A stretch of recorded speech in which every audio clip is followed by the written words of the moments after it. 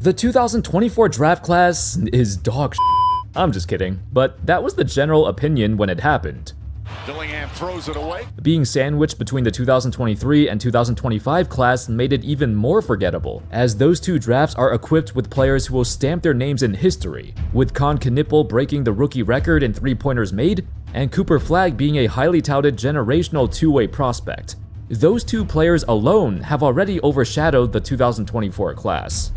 Of course, maybe we should have seen this coming. Even before the 2024 draft happened, the consensus was this was one of, if not the weakest class in the last few decades. Not just the quality of the top picks, but also the quantity of players the scouts believed could truly become solid players.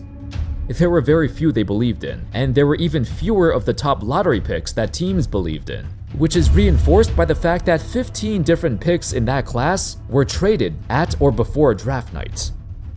So many teams were looking to trade their picks that year for a different pick in a future year, because they knew they didn't have much value. Anyway, let's take a look at the abomination that is the 2024 draft, a class that was predetermined to have such little potential, with so many players having a low ceiling. This group was perceived to have a bunch of iffy prospects with flawed skill sets and limited talent.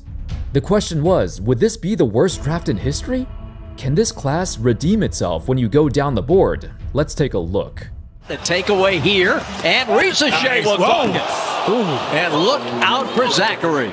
He's down. To start, let's first take a look at the players who for sure have shown enough to remain in the league for a long time. Stephon Castle, the former Rookie of the Year, a big 6'6" point guard in a league that's trending towards bigger point guards. Just by watching his duel with Cooper Flagg alone should tell you that this guy is here to stay. Like other talented young players, he does have his weaknesses like, having no three-point shot, which might be exploited down the road, but he makes up for it with his size. Castle has shown enough that he's on his way to becoming the secondary face of the franchise next to Wemby. Donovan Clingan. He reminds me of a younger Steven Adams, though he could use some better touch at the rim. Clingan is a big dude, statistically the best offensive rebounder in the league in just his second year. Much like bigger point guards, the NBA is also witnessing the return of the big, lumbering big man, with several top contenders running double big lineups. There's no better time for a strong, physical 7'2" center to be in the league than right now. So, of all the 14 lottery picks this year, this is where it gets dicey. This is the number 1 pick, Zachary Ricochet. Towards the end of his rookie year, he looked like he played well, and it seemed like his career was going down the right path. With a strong finish, he set the stage for higher expectations. The expectation that he will make a jump in his second year, especially with the Hawks' injuries. And the absence of Trae Young, it should mean that Ricochet would have a bigger opportunity. Maybe even more ball handling duties. But that's the issue. He's not that guy. And he was never, ever thought of as someone who a franchise should build around. Ricochet got drafted with the skills of a 3-and-D player. He had success as a shooter in the EuroLeague and even shot 56% from 3 in 17 games in the Euro Cup. Predicting he'd be a 3-and-D player is reasonable, but then comes another roadblock. Most 3-and-D players in the NBA are required to be physical, strong, and athletic.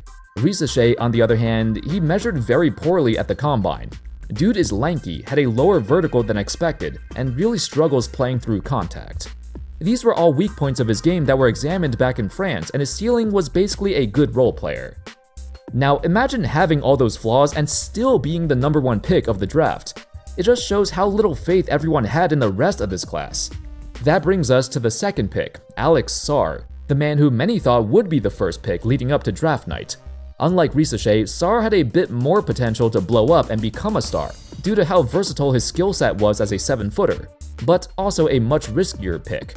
It was evident in his rookie year how much of a disaster he looked just by being a raw prospect who needed time to develop. Chris Middleton inside for Sarr. What a block. However, despite his improvement in his sophomore year, the Wizards are one of those teams that have been losing for so long that nobody thinks they'll ever dig themselves out of the trenches of hell. Much like his draft mate Bub Carrington, who the Wizards also selected in this same draft, these two make a fun duo to watch, a bright spot in the franchise who they have faith could become something more. But as of right now, in 2026, even with their solid, steady play, and Alex Sarr's occasional highlight reel nights, he still somehow became forgettable. There's mixed opinions on if he could truly become the savior of this franchise. The relevance of a draft class is usually defined by the top lottery picks, and every team wants their top picks to not just succeed, but have a major impact on the NBA landscape. Neither Risache nor Sarr have shown any evidence they can bring something unique to the table. While these two aren't necessarily bad, they're the most milquetoast players we've seen in a while. This brings us to the third pick, Reed Sheppard. A player who is projected to be the typical Jimmer Fredette archetype, basically an undersized shooting guard with an incredible shooting touch. But it's basically a 50-50 if they'll manage to find their place in the league or fall out very quickly. Sheppard, however, has a few advantages over the typical archetype. He's actually quite active with his hands defensively, and despite his length, he still tries to be disruptive. And two, he doesn't have a huge ego. He's willing to accept that not every play will be drawn up to get him open, and sometimes he needs to move by himself and find his own niche in the offense. Among the Rockets' plethora of young players, Sheppard stands out as the most naturally gifted shooter. And on a team whose offense looks completely terrible at times, it's a miracle he's able to work himself into it. Obviously, Sheppard doesn't have the same ceiling as Sarr, but he could be a stable role player for years to come. The next few picks, however, are littered with role players with extremely debilitating weaknesses that might haunt them down the road. The fifth pick, Ron Holland, a high-motor defensive wing who's a perfect fit for the Pistons culture, but also a huge liability offensively. And his development on offense will ultimately determine whether or not this team will keep him for the long haul. The sixth pick, Tijon Saloon, is buried in a wave of young Hornets players. Oh! Yeah! But when he actually plays, you can tell he's on the floor, just by how excited he gets.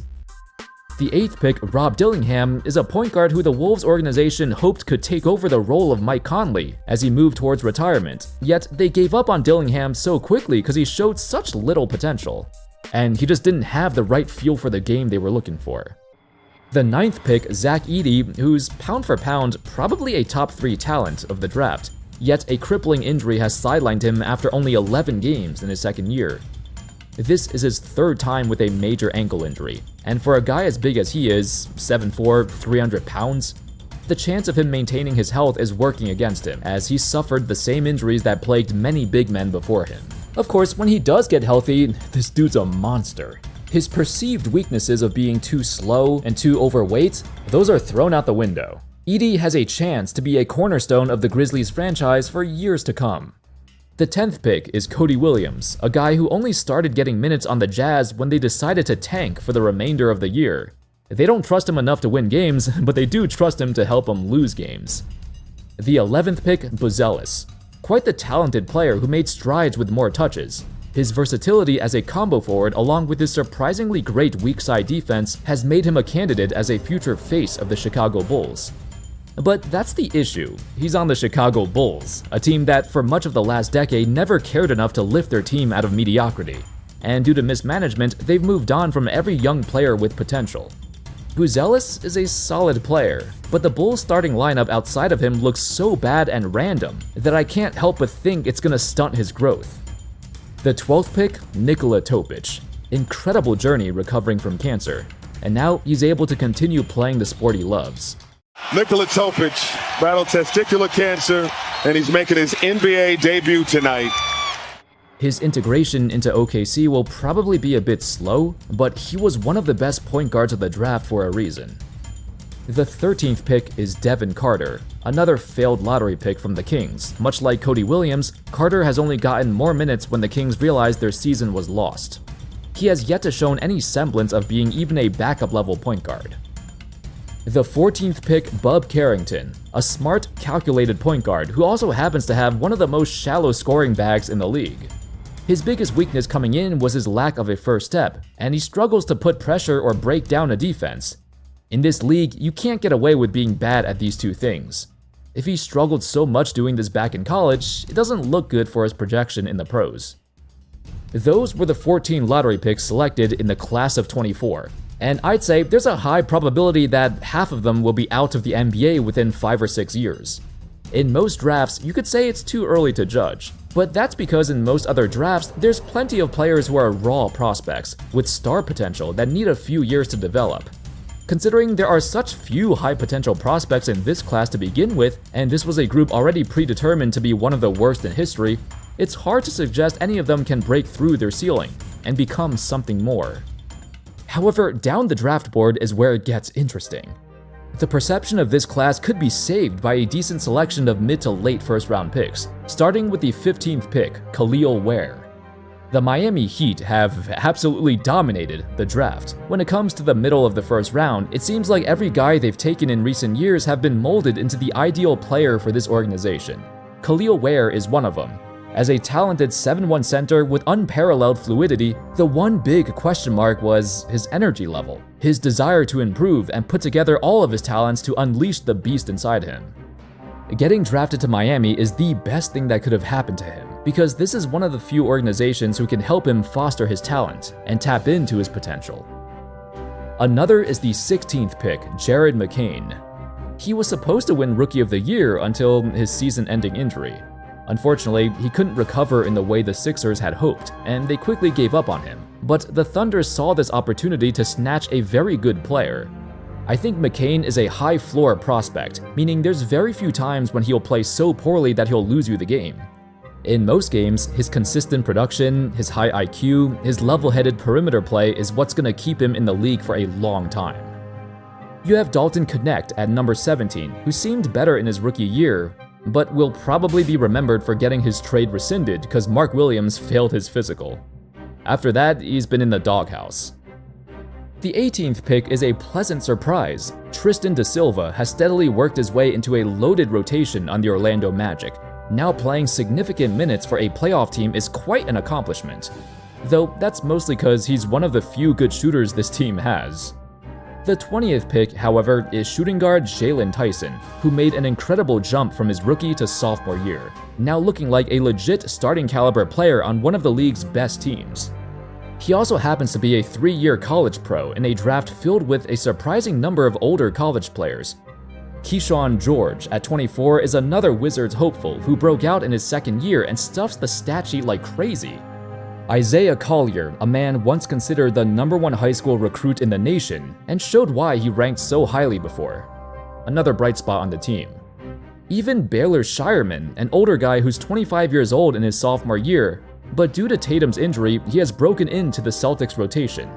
Since January, he's averaged over 20 minutes a game for a championship contender, which is honestly insane for how deep the Celtics are.